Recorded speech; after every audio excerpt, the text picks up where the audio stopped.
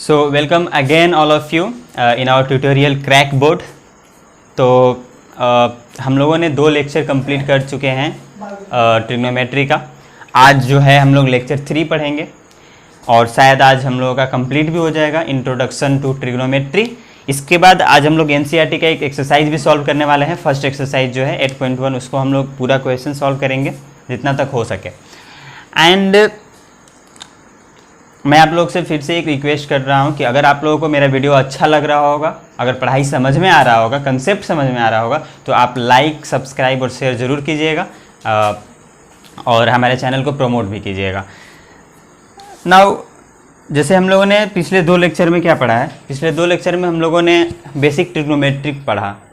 उसमें हम लोगों ने देखा कि ट्रिग्नोमेट्रिक रेशियोज क्या क्या होते हैं। 6 बेसिक ट्रिग्नोमेट्रिक रेशियोज के बारे में हम लोगों ने पढ़ा। Sine, cos, tan, cosecant, secant and cot.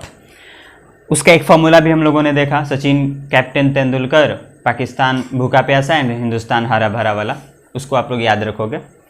उसके बाद हम लोगों ने बात किया था trigonometric ratio of specific angles का, जैसे 0 डिग्री, साइन 0 0 होता है, कॉस 0 1 होता है। इस तरीके का हम लोगों ने चीज़ें देखा था। एंड 45 डिग्री का भी देखा, 60 डिग्री का देखा, 30 डिग्री का देखा। वो एक चार्ट बनाया था, वो चार्ट आप लोगों को याद रखना है। उसके बाद हम लोगों ने ट्रिग्नोमेट्रिक रेशियोज देखा कंप्लीमेंट्री एंगल्स का, जैसे कि sine 90 minus theta cos theta हो जाता है, cos 90 minus theta sine theta हो जाता है। तो इस तरीके के क्वेश्चंस भी किया था हम लोगों ने इसके बेसिस पे। उसके बाद मैं लास्ट लेक्चर में जाते जाते आप लोगों को आइडेंटिटी बताया था। 3 आइडेंटिटी होता है। फर्स्ट आइडेंटिटी क्या था? फर्स्ट आइडेंटिटी था sine square theta plus cos square theta is equals to 1। Second था 1 plus tan square theta is equals to sec square theta. और थर्ड था 1 plus cot square theta is equals to cosec square theta. तो 3 identity हम लोगों ने देखा था। मैंने आपसे बताया था ये तीनों आइडेंटिटी आपको याद होना चाहिए, क्योंकि जितने भी क्वेश्चंस आप सॉल्व करोगे क्लास 10th का या आपके बोर्ड में जो आएगा क्वेश्चन, बेसिकली जो आपके एग्जाम में आएगा, वो सारा इसी तीनों आइडेंटिटी के बेस्ड पे ही होगा। आपको सॉल्व करना होगा, कहीं ना कहीं से इधर से उधर आपको ये तीनों अप्लाई करना ही होगा। और सबसे इम्पोर्टेंट ये बात है कि आप किस तरीके से यूज करते हो इन सारे फॉर्मूलेज को, इन सारे आइडेंटिटी को क्वेश्चंस में। आप क्वेश्चन सॉल्व करने से पहले आपको पता होना चाहिए, ये आपको आइडिया होना चाहिए कि मैं कौन सा आइडेंटिटी यूज करूंगा कि क्वेश्चन आसानी से सॉल्व हो जाए, ठीक है। और मैंने पहले जो पहला आइडेंटिटी है इसको प्रूव भी किया था bye the help of right angle triangle, पिछले लेक्चर में आप देख सकते हो। नाउ जो बचा हुआ 2 है आइडेंटिटी, उसको हम लोग प्रूफ करेंगे, ठीक है, bye the help of right angle triangle, जो हमारा मेथड है। एंड एक और सेकंड भी मेथड मैं आप लोगों को बताऊंगा by the help of first identity. By the help of first identity we can prove the second and third identity easily. Let's see how it will happen. Okay, so let's prove कि 1 plus tan square theta is equals to sec square theta. We can divide this equation by LHS and RHS. Like this is LHS left hand side and this is RHS. पूरे trigonometry में आपको जब भी proof करने के लिए आएगा तो एक तो होता है कि आप एक तरफ पकड़ लो और इसको सॉल्व करते करते ये वाला ला दो, ये प्रूफ हो जाएगा उससे। एक और तरीका आपको पता होना चाहिए कि आप LHS को सॉल्व करो, LHS जा करके कहीं पे रुक जाएगा एक जगह, उसको वहां छोड़ दो। आगे देखो ना कि आगे अगर सॉल्व करेंगे तो और कॉम्प्लिकेटेड होगा, तो LHS को वहां छोड़ देना है, RHS को सॉल्व करना है। कभी कभी क्या होता है ना, आपको 2 क्वेश्चन रहता है एक ही क्वेश्चन में। एक तो LHS को आप सॉल्व कर रहे हो, ऊपर से आपको RHS भी सॉल्व करना पड़ेगा। और जब RHS भी एक ऐसा कंडीशन आएगा कि देखना LHS जहां पे तुम रुके थे ना वो RHS में आ जाएगा, तो क्या LHS और RHS इक्वल हो गया इक्वल, तो आप प्रूफ कर सकते हो कि LHS इक्वल्स टू RHS। अब तुम बोलोगे नहीं, मैं तो LHS को सॉल्व करके RHS लाऊंगा, ये वाला लाऊंगा डायरेक्ट। देखो किसी किसी क्वेश्चन में आसानी से हो जाता है, पर कुछ क्वेश्चंस ऐसे हैं जिनको तुम करते रह जाओगे ना, आता ही नहीं है जल्दी। तो वैसे नहीं करना, मैं एक क्वेश्चन भी कराऊंगा, आपको दिखाऊंगा भी, ठीक है। तो चलो ये वाला प्रूफ करते हैं। ये क्या है? 1 plus tan square theta is equals to sec square theta. ये मुझे प्रूफ करना है, ठीक है, इस आइडेंटिटी को। तो by the help of right angle triangle हम लोग प्रूफ करेंगे। ये आपको पता होना चाहिए परपेंडिकुलर है, ये आपका बेस है और ये आपका हाइपोटेन्यूज है। और जो जिस थीटा की बात कर रहा है वो थीटा ये है, ये वाला एंगल है, क्योंकि इसी के रिस्पेक्ट में बेस होगा, इसके रिस्पेक्ट में परपेंडिकुलर और ये हाइपोटेन्यूज होता ही है, ठीक। तो चलो अब देखो, मुझे ये चीज पता होना चाहिए that tan theta is equals to क्या होता है। tan थीटा ये फर्स्ट मेथड है, ठीक है। tan theta is equals to क्या होता है, tan थीटा इक्वल्स टू होता है परपेंडिकुलर डिवाइडेड बाय बेस होता है। उसके बाद इसमें एक और टर्म आ रहा है sec theta. Sec theta equals to क्या होता है, सेक थीटा किसका इनवर्स है, सेक थीटा इनवर्स है 1/cos थीटा, यानी कि सॉरी cos थीटा का इनवर्स है सेक थीटा, और 1/cos थीटा क्या होगा, cos थीटा क्या होता है, base upon hypotenuse, base upon hypotenuse, तो इसका इनवर्स करोगे तो हाइपोटेन्यूज अपॉन बेस आ जाएगा। ये हो गया। तो चलो अब सॉल्व करते हैं। अगर हम LHS को कंसीडर करें लेफ्ट हैंड साइड को, तो लेफ्ट हैंड साइड मेरा क्या है 1 प्लस tan स्क्वायर थीटा। अब देखो ये 1 प्लस tan थीटा क्या है मेरा, tan थीटा p/b है, तो इसका स्क्वायर हो जाएगा, यानी कि ये हो गया 1 plus P square divided by B square. देखो इसका एलसीएम लेंगे तो ये बी स्क्वायर हो जाएगा और यहां आ जाएगा B square plus P square. अब देखो P square plus B square क्या होता है, तो by Pythagoras triplet P square plus B square equals to H square होता है। ये चीज होता है ना, पता है ना, क्यों, बाई पाइथागोरस ट्रिपलेट। तो P square plus B square के प्लेस पे हम एच स्क्वायर लिख सकते हैं डिवाइडेड बाई बी स्क्वायर, यानी कि ये मेरा क्या आ गया एच बाई बी का होल स्क्वायर। आया, ये चीज समझ रहे हो, ठीक है। अब देखो ऐसे ही हम आरएचएस को सॉल्व करेंगे। आरएचएस क्या है, आरएचएस है सेक स्क्वायर थीटा, आरएचएस क्या है सेक स्क्वायर थीटा, और सेक थीटा क्या होता है एच बाई बी, तो एच बाई बी का होल स्क्वायर। तो देखो एलएचएस भी वही है और आरएचएस भी वही है, तो LHS is equals to RHS, hence proved. तो ये मेरा प्रूव हो गया। सेकेंड मेथड क्या है, सेकेंड मेथड देखते हैं। सेकेंड मेथड मेरा है कि by the help of first identity we can prove other two remaining identities. तो पहला जो आइडेंटिटी है वो क्या है, sine square theta plus cos square theta is equals to 1। ये है फर्स्ट वाला आइडेंटिटी मेरा। इसमें हम क्या करेंगे, मुझे यहां पे क्या चाहिए tan थीटा चाहिए। तो tan थीटा लाने के लिए, क्योंकि tan theta is equals to क्या होता है sine theta divided by cos theta, यानी कि अगर हम इसमें tan थीटा लाना चाहते हैं तो ये वाला कुछ टर्म आना चाहिए sine theta by cos theta. कहां आ सकता है, यहां आ सकता है sine theta by cos theta. तो हम क्या करेंगे, इस इक्वेशन को डिवाइड कर देंगे, या ऐसे लिखो डिवाइड बोथ साइड्स बाई, देखो साइन थीटा है अपॉन कॉस थीटा करेंगे तब tan थीटा आएगा, तो यहां पे कॉस स्क्वायर थीटा करना पड़ेगा ना। तो यहां पे क्या लिखेंगे कि divide both sides by cos square theta. In this equation we will divide both sides by cos square theta. Now अब क्या होगा, ये क्या है sine square theta divided by cos square theta हो जाएगा। तो जब तुम डिवाइड कर रहे हो तो बोथ साइड कर रहे हो, तो पूरे इक्वेशन में तुम डिवाइड, पूरे टर्म से डिवाइड करोगे, यानी कि साइन में कर दो और कॉस वाले को छोड़ दो, क्योंकि प्लस है तो दोनों में होगा ना। तो दोनों में करोगे तो ये हो जाएगा cos square theta divided by cos square theta. देखो कॉस स्क्वायर थीटा से इसमें भी डिवाइड करेंगे, कॉस स्क्वायर थीटा से इसमें भी डिवाइड करेंगे, and equals to 1 upon cos square theta करेंगे, तो दोनों साइड डिवाइड हमने कर लिया। अब देखो ये क्या हो गया, ये sine theta upon cos theta का होल स्क्वायर है ना, और sine theta upon cos theta क्या होता है tan थीटा, तो ये हो गया tan स्क्वायर थीटा प्लस ये क्या हो गया 1, तो 1 प्लस tan स्क्वायर थीटा, देखो आ गया 1 प्लस tan स्क्वायर थीटा। इधर क्या होना चाहिए सेक स्क्वायर थीटा, और 1 अपन कॉस क्या होता है 1 अपन कॉस थीटा होता है सेक थीटा, तो ये क्या हो जाएगा सेक थीटा का होल स्क्वायर यानी कि सेक स्क्वायर थीटा। तो 1 plus tan square theta is equal to sec square theta, prove हो गया। So by the help of first identity, देखो मैंने सेकेंड आइडेंटिटी प्रूव कर दिया। तो दो मेथड है इसको प्रूव करने का, ठीक है। अब हम लोग आगे देखते हैं थर्ड वाला, ठीक।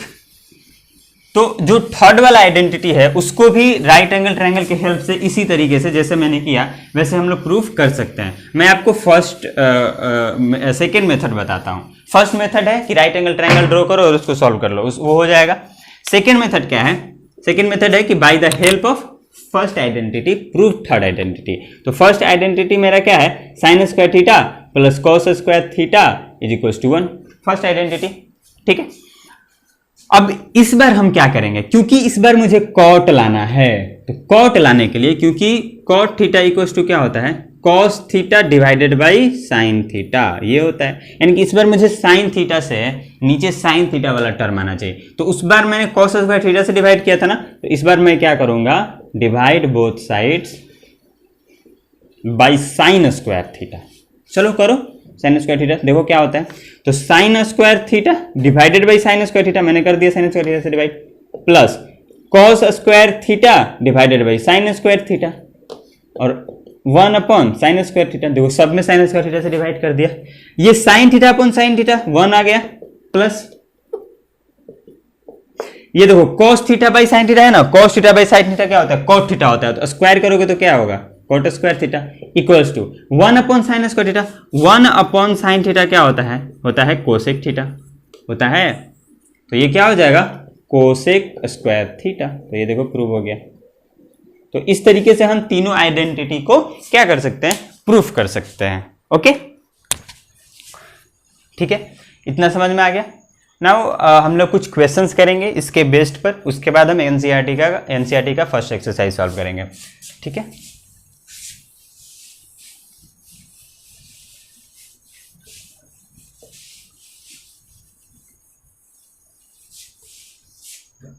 तो जो हमारा पहला क्वेश्चन है वो क्या है, क्वेश्चन है एक्सप्रेस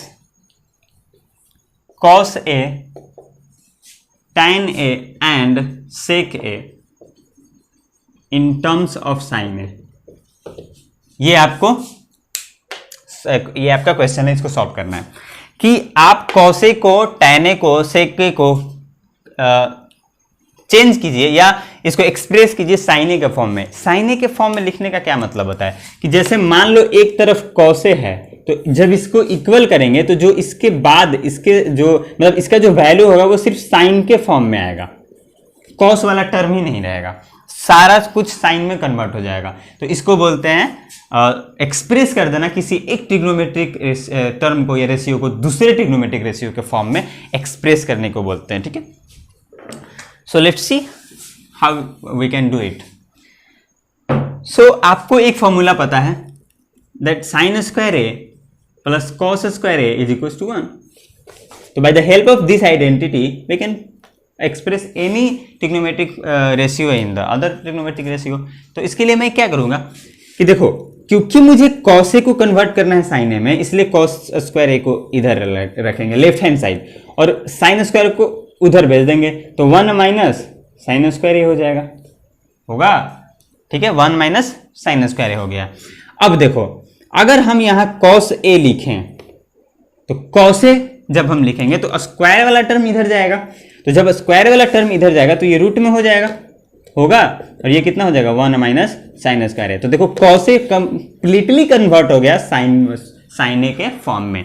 यहां पे एक ध्यान देने वाली बात है कि जब कभी भी एक स्क्वायर वाला टर्म इधर रूट में जाता है तो यहां प्लस माइनस दोनों आ सकता है।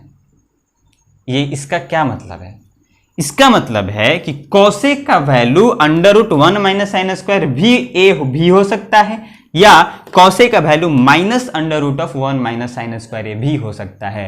यानी कि प्लस वाला भी वैल्यू हो सकता है, माइनस वाला भी वैल्यू हो सकता है। इसको थोड़ा एलेबोरेट करते हैं कि किस तरीके से ये होता है। तो कंसेप्ट क्या है, आप थोड़ा कंसेप्ट समझिए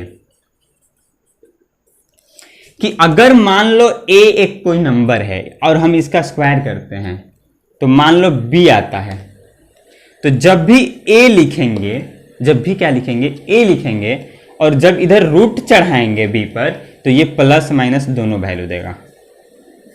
क्यों ऐसा होगा, चलो एक एग्जांपल लेते हैं। सपोज मान लो a square is equals to 4 है, a square is equals to 4 है, तो जब हम a लिखेंगे तो मैंने क्या कहा कि plus minus under root of 4 ये लिखेंगे, यानी कि मेरा वैल्यू क्या आएगा प्लस माइनस 2, यानी कि a is equals to 2 and a is equals to minus 2, ये दोनों वैल्यू होगा।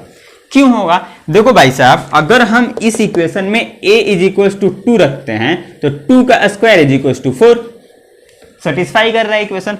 लेकिन मेरे दोस्तों, अगर a के प्लेस पे -2 रखेंगे तो क्या होगा, अगर -2 रखेंगे तो -2 का whole square is equals to 4। देखो ये भी तो सेटिस्फाई करेगा, ये भी तो करेगा ना सेटिस्फाई, दोनों कर रहा है सेटिस्फाई। तो पता ये चला कि अगर यहाँ पे a का स्क्वायर होगा और इधर मुझे जाना है तो जब हम रूट लेंगे तो प्लस माइनस दोनों लेंगे, क्योंकि कि यहाँ पे a जो है या चाहे वो पॉजिटिव हो चाहे a नेगेटिव हो, जब स्क्वायर चढ़ता है तो वैल्यू हमेशा क्या आता है, पॉजिटिव आता है। यानी कि इसके ए या नेगेटिव हो या पॉजिटिव हो उसको फर्क ही नहीं पड़ेगा, जब भी इसका स्क्वायर करेंगे तो आएगा ही नंबर पॉजिटिव। तो हमेशा याद रखना। और ये भी तुम जानते हो कि कोई भी नंबर एक नेगेटिव होता है तो एक पॉजिटिव होता है। जैसे 2 है तो -2 भी है, और दोनों का स्क्वायर करेंगे तो सेम आएगा रिजल्ट। 1 है या -1 है, दोनों का स्क्वायर करेंगे तो सेम रिजल्ट आएगा। तो इसी की वजह से यहाँ पे जब cos A = लिखेंगे तो प्लस माइनस दोनों साइन देंगे, तो cos A = ये हो जाएगा। अभी यहाँ पे सिंप्लिसिटी के लिए आपको 10th में सिर्फ cos A = प्लस वाला ही याद रखो और लिखो √1 - sin स्क्वायर है, सिर्फ सिंप्लिसिटी के लिए, क्योंकि साइन ए cos A का रेंज होता है, वो सब आपको आगे पढ़ना होगा कि साइन ए जो होता है वो -1 से 1 का ही वैल्यू, -1 से लेकर 1 तक का ही वैल्यू देता है। साइन ए में जो ए का एंगल होता है वो क्या होता है कि -90 डिग्री से 90 डिग्री ही ले सकते हैं। तो ये सब अभी बाद की बातें हैं। अभी आपको cos A = √1 - sin स्क्वायर है, ये याद रखना है, ठीक। तो मैंने cos A को क्या कर दिया, sin A के फॉर्म में एक्सप्रेस कर दिया। सेकंड क्या है, tan A। देखो बच्चों, tan A = क्या होता है, tan A = क्या होता है, tan A को हम लोग sin A / cos A लिख सकते हैं ना। और मैंने cos A निकाला था, cos A कितना आया था, √1 - sin स्क्वायर है, तो क्या हो जाएगा sin A divided by √1 - sin square A हो गया। tan A साइन के फॉर्म में, देखो पूरा साइन का फॉर्म आ रहा है, साइन है, सिर्फ साइन है, कोई दूसरा आइडेंटिटी नहीं। तो tan A को हमने कंप्लीटली sin A में कन्वर्ट कर दिया। अब एक यहाँ पे एक क्वेश्चन अरेंज होता है, क्वेश्चन अराइज ये होता है कि ठीक है मैंने tan A को कन्वर्ट कर दिया sin A के फॉर्म में, लेकिन अगर मान लो मुझे अगर क्वेश्चन दे दिया गया, तुम्हारे एग्जाम में क्वेश्चन आ गया कि तुमको कन्वर्जन का ही क्वेश्चन आ गया और एग्जामिनर तुमसे पूछ दिया कि tan A को sin A में एक्सप्रेस कर दो, सिर्फ ये क्वेश्चन आया कि tan A को sin A में एक्सप्रेस करो, ये पूरा क्वेश्चन नहीं आया, तुम अब क्या करोगे, क्योंकि तुम, और मान लो तुमको sin A का वैल्यू मालूम नहीं है, वहां पे तुम directly sin A cos A = वो नहीं लिखोगे ना। मान लो अगर हम तुमसे बोलें कि tan A = होता है sin A divided by cos A, तो तुम बोलोगे कि sin A divided by cos A होता है 1 - sin स्क्वायर A। मान लो किसी को cos A = √1 - sin square A नहीं आता है, याद नहीं है, अब वो एग्जाम में क्या करेगा, इस क्वेश्चन को छोड़ देगा, वो इस क्वेश्चन को छोड़ देगा क्या, नहीं छोड़ेगा ना, उसको तो सॉल्व करना है, ना। तो वो क्या करेगा, उसके लिए हम क्या कर सकते हैं, हम लोग, तो देखो जब भी इस तरीके का प्रॉब्लम आपको क्रिएट हो कि आपको समझ में नहीं आ रहा हो कि किस तरीके से ये दे दिया और इसमें कन्वर्ट एक्सप्रेस करना है और हमको कॉस का मालूम ही नहीं है कि वैल्यू क्या होता है, तो हमेशा आइडेंटिटी याद रखना। हमेशा क्या याद रखोगे, आइडेंटिटी याद रखोगे कि मेरा पहला आइडेंटिटी क्या था। हमेशा इसीलिए बोलते हैं कि पहला आइडेंटिटी को हमेशा याद रखो। तुम डायरेक्टली यहाँ पे जब तुम देखे ना कि tan A = sin A / cos A होता है, तुम बोलो कि sin A का तो काम तमाम हो गया, पर यहाँ एक cos A आ रहा है, इस cos A को कैसे हम sin A में कन्वर्ट करेंगे। तो क्लिक करना चाहिए तुम्हारे माइंड में कि चलो चलते हैं पहला जो मेरा आइडेंटिटी था उसके पास चलते हैं, यहां से मुझे cos A का वैल्यू मिल सकता है, मिलेगा ही। तो ये तुमको हमेशा याद रखना है, ये तुमको हमेशा हेल्प करेगा। तो यहां से हम cos square A = 1 - sin square लिखेंगे, और फिर जैसे पिछले लेक्चर पीछे बताया मैंने, तो 1 - sin स्क्वायर A का अंडर रूट हो जाएगा। तुमको दिख गया कि अरे cos A तो यहाँ आ गया, और एग्जामिनर को भी लगेगा कि नहीं लड़के को पता है उसने कैसे cos A का वैल्यू यहाँ पे लाया है। तो यहाँ पे क्या हो जाएगा sin A, फिर तुम लिख सकते हो √1 - sin स्क्वायर A। तब उसको ये पता हो जाएगा कि हाँ बच्चे को ये पता था, उसने cos A का वैल्यू यहाँ से निकाला और इसको यहाँ पुट कर देगा। अगर तुम directly tan A = sin A / cos A है और डायरेक्टली ऐसे लिख कर आ गया एग्जाम में √1 - sin स्क्वायर है, हो सकता है आपको वो फुल मार्क्स दे दे। मान लो ये 3 नंबर का होगा तो फिर तो फुल मार्क्स नहीं देगा वो, फिर तो उसको मालूम होना चाहिए, उसको ये दिखना चाहिए कि लड़का cos A का वैल्यू इतना लाया कहाँ से, फिर तुमको ये चीज़ दिखाना पड़ेगा, तब तुमको पूरा मार्क्स देगा। अगर तुम डायरेक्टली ये लिख कर आ जाओगे तो मुझे लगता है कि वो पूरा मार्क्स नहीं देगा। कहाँ से आया cos A का वैल्यू, तुम ये कहाँ से लिखे, तुमको दिखा देना है, तो आप आसानी से दिखा सकते हो। तो इस तरीके से आपको क्वेश्चन को सॉल्व करना है। एक और क्वेश्चन है सेके। सेके को कन्वर्ट करना है किस में? साइने में। अब देखो सेके क्या होता है? सेके होता है 1/cos A होता है ना, और cos A का वैल्यू क्या होता है? √1 - sin स्क्वायर है। तो ये भी इजीली कन्वर्ट हो गया, सेके कन्वर्ट हो गया ना। फिर अगर तुमसे पूछे कि सर नहीं cos A कहाँ से आया पता नहीं चला, तो फिर ये वाला यूज करो और यहाँ पे आके वैल्यू पुट कर दो। तो इस तरीके से हम एक्सप्रेस कर सकते हैं इन सारे टर्म को एक सिंगल टर्म sin A के फॉर्म में। ठीक है,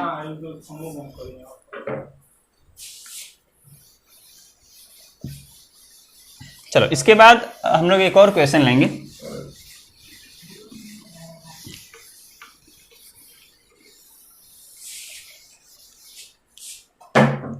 तो हमारा नेक्स्ट क्वेश्चन क्या है देख लेते हैं। क्वेश्चन याद नहीं है मुझे basically,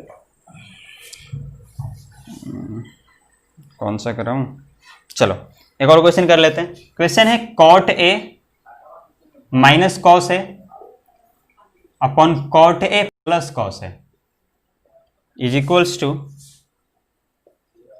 cosecant of A -1 divided by cosec of A + 1, और इसको प्रूफ करना है। Proof that this is equals to this.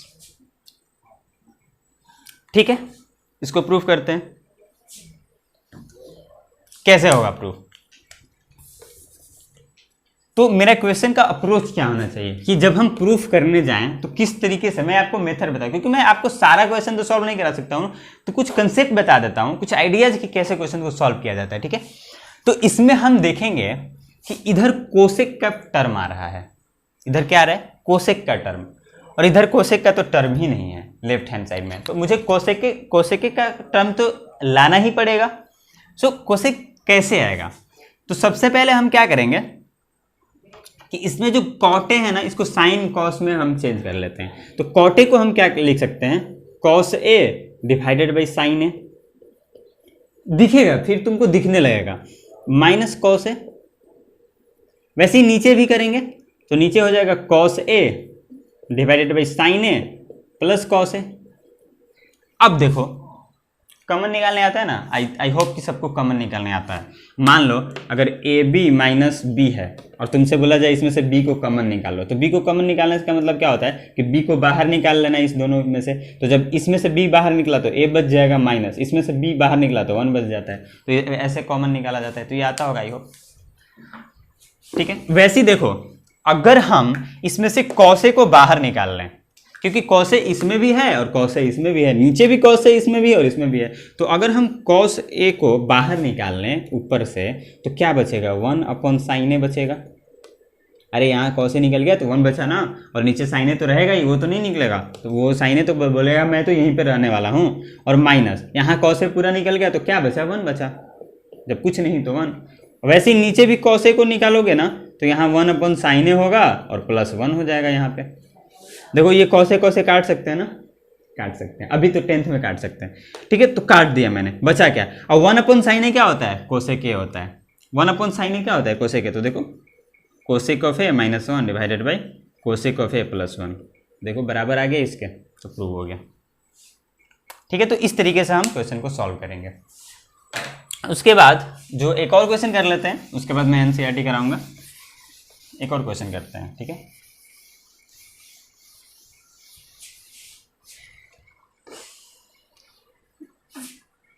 मान लो मेरे पास क्वेश्चन है sec A into 1 - sin A into sec A plus tan A is equals to 1। ये प्रूफ करना है। ठीक है, तो देखो इसको कैसे प्रूफ करेंगे। ये तो डायरेक्टली आपको LHS सॉल्व करके RHS को 1 ला देना, इसमें तो कोई वो बात ही नहीं है कि LHS सॉल्व करो RHS सॉल्व करो। तो इधर देखते हैं हम, इधर सेक का टर्म है, सेक का टर्म है, साइन है, टैन है। हम एक काम करते हैं कि सबको एक जैसे टर्म में कन्वर्ट कर लेते हैं कि सेक को कॉस में, टैन को साइन कॉस में। तो सेक को हम क्या लिख सकते हैं, सेक को हम लिख सकते हैं 1/cos ए लिख सकते हैं ना, इंटू 1 माइनस साइन ए हो जाएगा, ठीक है, इंटू सेक ए, तो फिर 1/cos ए, और ये प्लस टैन ए को क्या लिखेंगे, sine A divided by cos A. सही लिखा, बिल्कुल ठीक।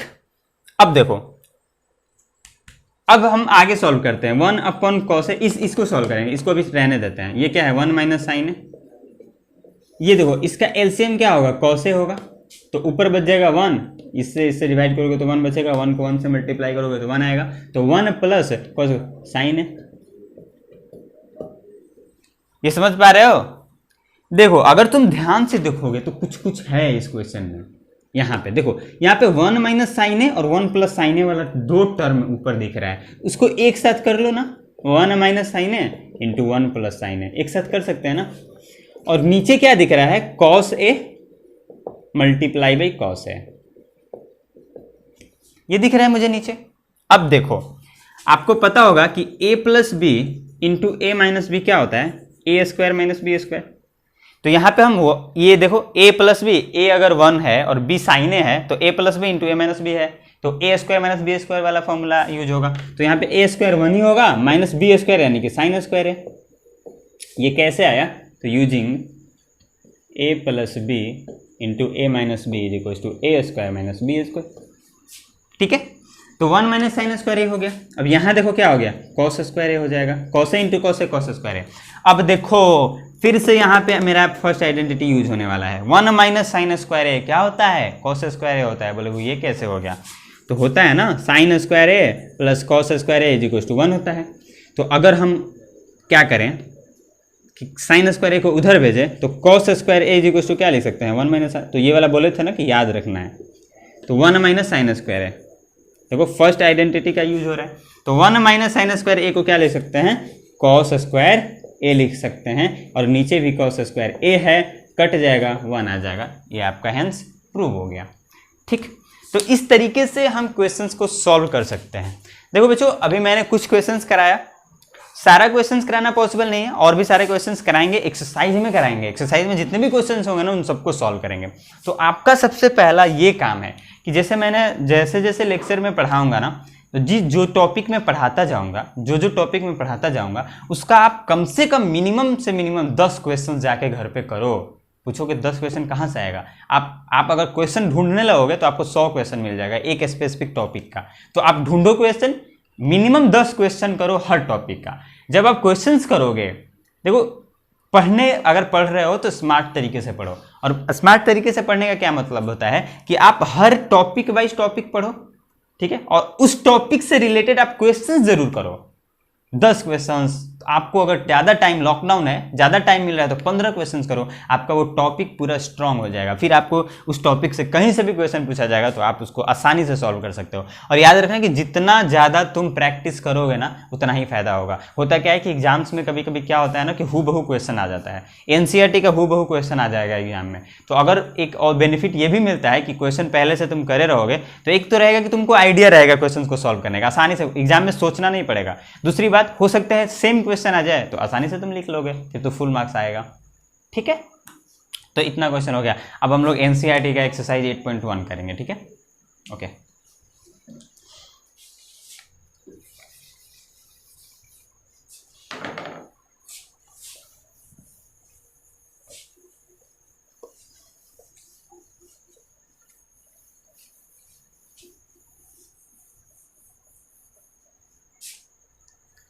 चलो क्या करना है हमें करना है एनसीईआरटी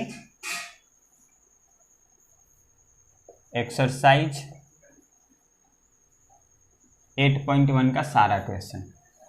थोड़ा सा स्पीडली करेंगे आप, अगर आपको नहीं समझ में भी आएगा। आपको ये नहीं है कि आपको क्वेश्चन वाला लेक्चर आके बैठ करके लेक्चर देख रहे हो, ये नहीं करना है। आपको 8.1 खुद से सॉल्व करना है, सारा क्वेश्चन खुद से सॉल्व करना। हो सकता है कि कोई क्वेश्चन नहीं आए, या हो सकता है किसी क्वेश्चन में तुमको डाउट हो, तो यहाँ पर आकर के रिव्यू कर लेना, देख लेना कि किस तरीके से बताया गया है, ठीक है, ये यहाँ से तुम सीख भी सकते हो। ये क्वेश्चन कराने का, ये एक्सरसाइज कराने का ये मेरा कोई मोटो नहीं है ना कि तुमको सॉल्यूशन प्रोवाइड किया जाए। भाई साहब इंटरनेट का ज़माना है, तुम कहीं भी जा करके इतने सारे ऐप्स पड़े हैं, इतने सारे इंटरनेट है कि आपको सॉल्यूशन अगर ढूंढने लगोगे तो हर क्वेश्चन का सॉल्यूशन तुमको मिलेगा। मेरा यहाँ पे मोटो ये नहीं है कि to provide you solution, my main motto is to make you realise that कि how can we approach to a particular question. हम एक पार्टिकुलर क्वेश्चन को किस तरीके से सॉल्व करेंगे, मेरा क्वेश्चन सॉल्व करने का तरीका क्या होना चाहिए। This is not only benefit for your board exams, it will benefit for other competitive exams also. आपका टारगेट IIT JEE हो सकता है, आपका टारगेट नीट हो सकता है, या आपका टारगेट नीट के लिए तो मैथ्स नहीं है बट फिर भी हो सकता है कि आपका टारगेट कोई और एग्जाम हो। आप किसी भी कम्पिटिटिव एग्जाम्स के लिए टारगेट कर रहे हो तो ये बेनिफिट देगा कि किस तरीके से हम क्वेश्चन को अप्रोच करते हैं। ठीक है, तो आपको यहाँ अप्रोच सीखना है क्वेश्चंस का, आपको क्वेश्चन का सोल्यूशन नहीं देखना है, छापना नहीं है सोल्यूशन, देखना है कि किस तरीके से क्वेश्चन को सॉल्व किया जाता है। Okay, so let's start our NCERT exercise 8.1। तो मैं क्वेश्चन, ठीक है, तो क्वेश्चन नंबर 1 हम लोग सबसे पहले देखते हैं। क्वेश्चन नंबर 1 क्या है? क्वेश्चन नंबर 1 है कि in triangle ABC angle at B, एक ट्रायंगल ABC है जो B पर राइट एंगल ट्रायंगल यहाँ पे 90 डिग्री है और ये C, और इसमें दिया हुआ है कि AB 24 सेंटीमीटर है, AB is 24 centimetre and BC 7 centimetre, BC 7 centimetre. और आपको फाइंड क्या करना है? फाइंड आउट करना है साइन A कॉस A और साइन C कॉस C। ठीक है, ये आपको फाइंड आउट करना है। चलो देखते हैं ये क्वेश्चन। तो जब भी इस तरीके का क्वेश्चन है तो आपको क्या करना है कि आपको पहले तीनों साइड पता होना चाहिए कि मेरा तीनों साइड क्या है। तो यहाँ पे 2 साइड मुझे पता है पर एक साइड पता नहीं है, तो हम सबसे पहले दूसरा साइड जो नहीं पता है वो साइड पता करेंगे। और कैसे भाई? पाइथागोरस थ्योरम की हेल्प से हम लोग फाइंड आउट करेंगे। पाइथागोरस थ्योरम क्या होता है? p² + b² = h²। यानी कि मेरा क्या होगा कि p² क्या है? BC, BC² + AB² = AC²। तो यहाँ से BC दिया हुआ है 7, तो 7 का स्क्वायर प्लस AB कितना है? 24, तो 24 का स्क्वायर = AC²। अब देखो ये कितना हो जाएगा? 49 प्लस ये कितना हो जाएगा? ये हो जाएगा 24 का स्क्वायर कितना होगा? 576। ठीक है, = AC²। अब इसको ऐड करो, 625 = AC²। तो यहाँ से AC कितना हो जाएगा? √625, और √625 25 का रूट होता है। ठीक है, तो AC कितना आ गया? 25। तो ये वाला वैल्यू मुझे मिल गया 25। ठीक है, तो मुझे सारा कुछ मालूम चल गया। अब देखो, अब साइन A का वैल्यू पूछ रहा है। किसका पूछ रहा है? साइन A का। तो साइन A कितना होगा? साइन A, तो जब भी इस एंगल की बात करें तो इसके लिए बेस ये होगा और इसके लिए परपेंडिकुलर ये होता है। तो साइन थीटा = क्या होता है? Perpendicular upon hypotenuse. तो परपेंडिकुलर क्या है? 7 है, 7 है ना परपेंडिकुलर, या side opposite to angle A। इसको हम ऐसे भी लिख सकते हैं ना कि side opposite to angle A के अपोजिट वाला साइड डिवाइडेड बाई हाइपोटेन्यूज। तो side opposite to angle A यानी कि परपेंडिकुलर कितना है? 7 है, और हाइपोटेन्यूज कितना है? 25। तो साइन A इतना हो जाएगा। उसके बाद कॉस A। कॉस A क्या होता है? कॉस A में जो ये बेस होता है, बेस यानी कि side adjacent to angle A upon hypotenuse. तो ये बेस कितना है? 24 है, और डिवाइडेड बाई हाइपोटेन्यूज कितना है? 25। ये हो गया। तो साइन A और कॉस A हो जाएगा। अब हम बात करते हैं साइन C का और कॉस C का। साइन C की अगर हम बात करें तो ये जो ट्रायंगल है इसमें देखो C का बात होगा। अब यहाँ साइन C के लिए हम क्या लिखेंगे? वहाँ क्या लिखे थे? Side opposite to angle A, तो यहाँ लिखेंगे side opposite to angle C upon hypotenuse. इस बार किसका? एंगल C का। ये एंगल C है, इसका अपोजिट वाला साइड कितना है? 24, यानी कि इसके लिए परपेंडिकुलर कितना हो गया? 24, और हाइपोटेन्यूज 25 है, तो 24/25 साइन C हो जाएगा। और कॉस C, तो कॉस C के लिए हम इस पर क्या लिखेंगे? Side adjacent to angle C, side adjacent to angle C। तो एंगल C के एडजेसेंट वाला साइड क्या है? यानी कि बेस कितना है? 7 है, तो यहाँ होगा 7 और डिवाइडेड बाई हाइपोटेन्यूज 25। तो इस तरीके से हम क्वेश्चन नंबर 1 सॉल्व करेंगे। तो क्वेश्चन नंबर 2 देखते हैं। Question number 2, NCERT question number 2।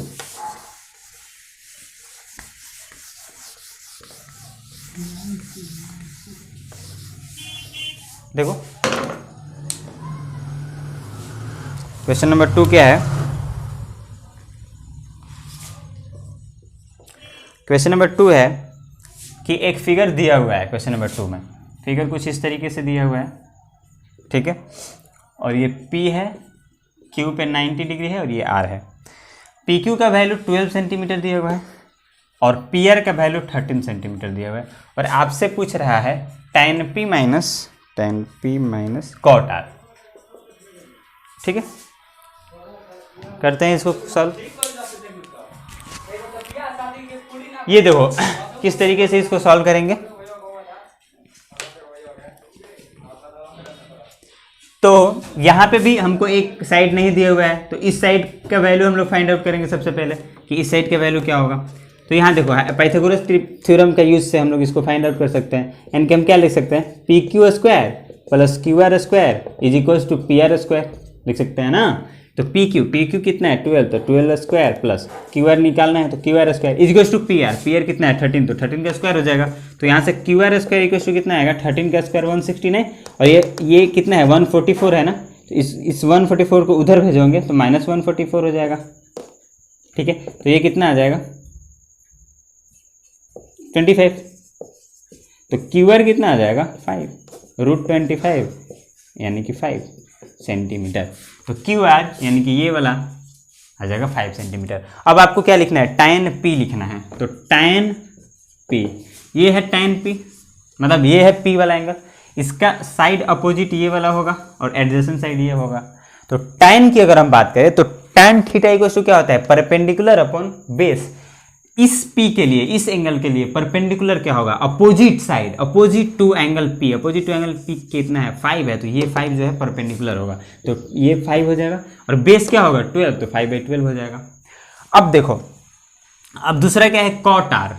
cot R देखते हैं क्या होगा। cot R की अगर हम बात करें तो इस एंगल की बात हो रहा है। cot R के लिए हम बेस अपन हाइपोटेन्यूज होता है, cot थीटा बेस अपन हाइपोटेन्यूज, तो बेस इसके लिए 5 है और बेस परपेंडिकुलर क्या है इसके लिए 12 है। तो देखो दोनों इक्वल आ गया, इसलिए tan P minus cot R equals to क्या होगा 0 होगा, मतलब 5/12 माइनस 5/12 इक्वल्स टू 0। तो ये हो जाएगा आंसर, ये हो गया 2। Now question number 3।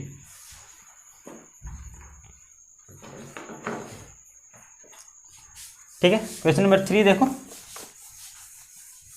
Question number 3, question number 3 की बात करें तो क्वेश्चन नंबर 3 है कि if sin A is equals to 3/4 then calculate cos A and tan A। ये है क्वेश्चन आपका। ठीक है, देखो इसको, इस क्वेश्चन को सॉल्व करेंगे। तो यहाँ पे सबसे पहले मुझे गिवन है कि sin A इक्वल्स टू 3/4, तो ये मेरा अप्रोच होना चाहिए कि यहाँ से क्वेश्चन सॉल्व होगा। तो sin A इक्वल्स टू 3/4, तो इसके लिए हम एक राइट एंगल ट्रायंगल बनाएंगे। ठीक, याद रखना जब भी एक रेशियो दिया हुआ है, यानी कि sin A इक्वल्स टू 3/4 दिया हुआ है ना, तो इसको हम मान लेते हैं सपोज यहाँ पे 3K है और ये 4K है। क्यों? क्योंकि ये एक प्रोपोर्शन होता है, ये एक रेशियो होता है जो कि मान लो के से कोई इफेक्ट नहीं पड़ेगा, इसको आप सपोज करोगे, मानोगे। तो यहाँ पे sin A equals to 3K upon 4K और sin थीटा, ये वाला एंगल ये होगा। sin थीटा इक्वल्स टू क्या होता है, परपेंडिकुलर अपॉन हाइपोटेन्यूज। तो परपेंडिकुलर 3K लिख सकते हैं और हाइपोटेन्यूज को क्या लिख सकते हैं 4K। तो अब इस ट्राइंगल में हम पाइथागोरस थ्योरम लगाएंगे इस बेस को फाइंड आउट करने के लिए। तो क्या होगा, P square plus B square equals to H square होता है ना। तो P स्क्वायर परपेंडिकुलर का होल स्क्वायर, तो परपेंडिकुलर ये 3 है, K है, तो 3K का whole square plus B square निकालना है इक्वल्स हाइपोटेन्यूज कितना है 4K, तो 4K का होल स्क्वायर हो जाएगा। तो ये कितना हो जाएगा 9K square plus B square is equals to 16K square. तो B square is equals to कितना हो जाएगा 16K square minus 9K square. ठीक है, तो ये देखो ये कितना हो जाएगा 7K square B square equal to, तो बी निकालेंगे तो अंडर रूट ऑफ 7k², तो 2k है तो एक बाहर आ जाएगा और 7 तो अंदर ही रहेगा, तो √7k हो जाएगा। यानी कि ये वाला जो मेरा वैल्यू होगा वो √7k होगा। समझ रहे हो? अब मुझे क्या फाइंड आउट करना है? cos a। तो cos a क्या होता है? Base upon hypotenuse. तो बेस मेरा क्या है? √7k और हाइपोटेन्यूज क्या है? 4k, तो k से k कैंसिल, तो मेरा आंसर क्या आएगा? √7/4। ये हो जाएगा आंसर। सेकेंड आपको फाइंड आउट करना है tan a। तो tan थीटा क्या होता है? Perpendicular upon base. तो परपेंडिकुलर क्या है? 3k और बेस मेरा क्या है? √7k, तो k से k कैंसिल, तो बचेगा 3/√7 is the answer. Now question number 4।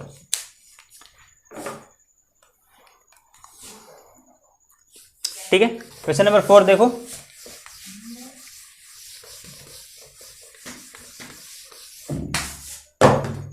Question number 4 की बात करें तो क्वेश्चन नंबर 4 क्या है कि एक राइट एंगल ट्रायंगल है, नहीं सॉरी, क्वेश्चन नंबर 4 है, ये मैंने दूसरा पढ़ दिया। यह है कि गिवन है 15 cot a is equal to 8 और आपको फाइंड करना है find sin a and sec a। देखो ये भी ट्रिग्नोमेट्रिक रेशियो का क्वेश्चन है, ठीक है ना? ट्रिग्नोमेट्रिक रेशियो का क्वेश्चन है। इसको कैसे सॉल्व करेंगे? जो ये दिया हुआ है गिवन, मेरा अप्रोच ये होगा कि क्या गिवन दिया हुआ है, तो गिवन ये दिया है, इसको हम रीअरेंज करेंगे। इसको अरेंज कैसे करेंगे कि 15 cot a is equal to 8 है, तो यहां से हम cot a is equal to 8/15 लिख सकते हैं कि नहीं लिख सकते हैं? लिख सकते हैं ना? तो फिर से ये एक रेशियो है, ट्रिग्नोमेट्रिक रेशियो है ना, इसलिए इसको 8k मान लो, इसको 15k मान लो, कोई हर्ज नहीं है, तो इसको इस तरीके से मान सकते हैं। तो cot a is equal to 8k/15k। अब राइट एंगल ट्रायंगल ड्रॉ करेंगे, तो जब हम राइट एंगल ट्रायंगल ड्रॉ करेंगे तो ये cot थीटा इक्वल टू क्या होता है? cot थीटा इक्वल टू होता है बेस अपन परपेंडिकुलर, यानी कि बेस अपन परपेंडिकुलर। तो बेस मेरा क्या होगा? 8k होगा और परपेंडिकुलर क्या होगा? 15k। तो फिर से हम पाइथागोरस ट्रिपलेट का यूज करेंगे, तो h² is equal to p² plus b² होगा। अब देखो p का स्क्वायर, p कितना है? 15k का स्क्वायर प्लस b 8k है, तो 8k का स्क्वायर हो जाएगा। अब 15 का स्क्वायर क्या होता है? 225 और k का स्क्वायर k² प्लस 8 का 64 फिर k²। ये इतना समझ में आ रहा है ना? तो ये कितना हो जाएगा? 289 k²। ये आ गया h²। जब हम h निकालेंगे तो अंडर रूट ऑफ 289 k², तो k बाहर आ जाएगा, बचेगा 289। 289 किसका रूट है? 289 रूट है 17 का, तो 17 हो जाएगा और k बाहर आ जाएगा, तो 17k। तो मेरा h जो हाइपोटेन्यूज है वो आया 17k। तो तीनों वैल्यू मुझे पता हो गया। अब sin a निकालो, cos a निकालो, जो मन करे वो निकालो ना भाई। तो sin a कितना हो जाएगा? परपेंडिकुलर अपन हाइपोटेन्यूज, तो परपेंडिकुलर है 15k और हाइपोटेन्यूज है 17k, तो वैल्यू हो जाएगा 15/17। This is the answer. And the second one is sec a। sec a क्या होता है? sec a होता है 1/cos a और cos a का वैल्यू क्या होगा? cos a का वैल्यू होगा बेस अपॉन हाइपोटेन्यूज। तो बेस कितना है? 8k और हाइपोटेन्यूज है 17k, तो 8/17 हो गया cos a। तो sec a कितना होगा? sec a क्योंकि cos a का इन्वर्स होता है, तो इसलिए 17/8 आंसर। चलो क्वेश्चन नंबर 5, नेक्स्ट क्वेश्चन करते हैं। होप आप लोगों को समझ में आ रहा होगा। समझना क्या है चेक करो सिर्फ।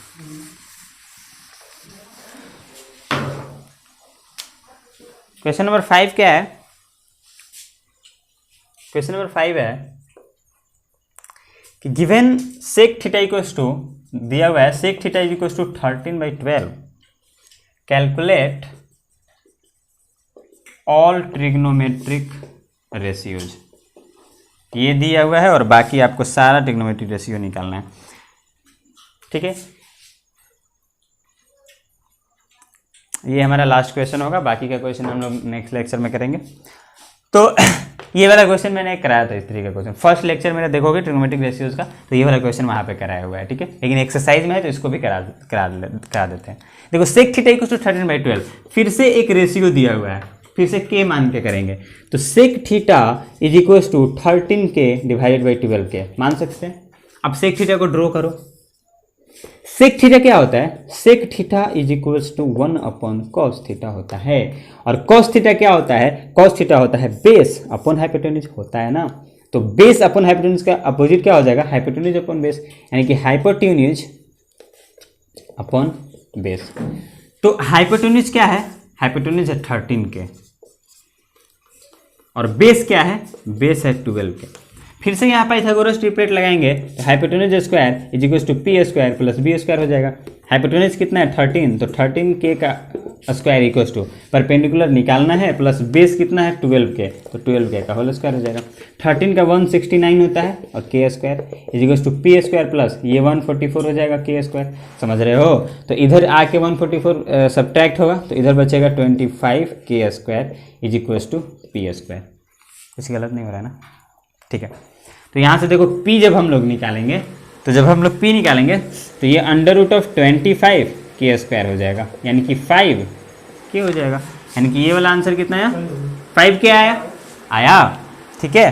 परपेंडिकुलर निकलेगा। अब हम कोई भी ट्रिग्नोमेट्री निकालें, मान लो साइन ए निकालते हैं, मतलब साइन थीटा निकालते हैं, तो साइन थीटा क्या होगा, sine theta perpendicular upon hypotenuse, यानी कि 5 के अपॉन 13 के, तो कितना हो जाएगा 5/13। कॉस थीटा अगर हम लोग निकालें तो cos theta base upon hypotenuse, यानी कि 12 के अपॉन 13 के, यानी कि 12 अपॉन 13 के से के कैंसिल हो जाएगा। अगर हम tan थीटा निकालें तो tan थीटा क्या होता है, परपेंडिकुलर अपॉन बेस, यानी कि 5 के अपॉन 13 के से के कैंसिल, तो 5/13 हो जाएगा। अगर हम cot थीटा निकालें तो cot थीटा tan थीटा का अपोजिट होता है, तो 13/5 हो जाएगा। और साइन थीटा का अपोजिट कोसेक थीटा होता है, तो कोसेक थीटा इक्वल टू क्या हो जाएगा, 5/13 है तो 13/5 हो जाएगा। और कॉस थीटा का क्या होता है, सेक थीटा, ये तो दिया ही हुआ है, तो सेक थीटा का कितना हो जाएगा, 13/12 हो जाएगा। तो this is the answer. So till now we have solved half of the questions of exercise 8.1 and the remaining questions I'll discuss on the next lecture. So आप लोग मेरे साथ बने रहिए, be with me and please don't forget to subscribe, like and press the bell icon, and जितना हो सके आप लोग शेयर कीजिए और सिस्टमेटिक वे से आप पढ़ाई कीजिए, क्वेश्चंस को सॉल्व कीजिए।